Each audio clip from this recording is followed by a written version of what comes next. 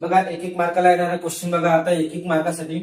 बघा जर त्रिकोण एबीसी समरूप आहे त्रिकोण DEF ला आणि अँगल बघा कोण दिलाय किती दिलाय 48 आणि कोण बघा कोणता आहे डी आपल्याला काढायचा आहे. आपलं काय बघायचा समरूप आहे म्हणजे बघा समरूप म्हणजे बघा ए कशाला समरूप राहणार डी ला, बी कशाला समरूप राहणार ई ला आणि सी कशाला समरूप राहणार एफ ला.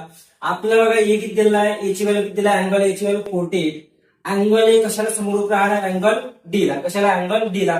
याचाच अर्थ अँगल ए ची व्हॅल्यू जर 48 असेल तर अँगल डी ची सुद्धा किती असणार 48 सेंटीमीटर असणार. म्हणजे ऑप्शन नंबर कोणतं राहणार ए असणार. कोणतं ऑप्शन नंबर ए आपलं आन्सर असणार. आता क्वेश्चन नंबर सेकंड.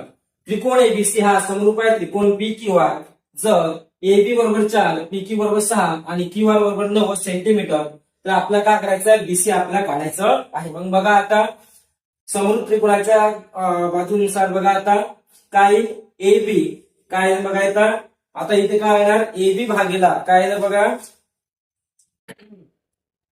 आपल्याला काढायचं काय बघा कशाची व्हॅल्यू काढायची आपल्याला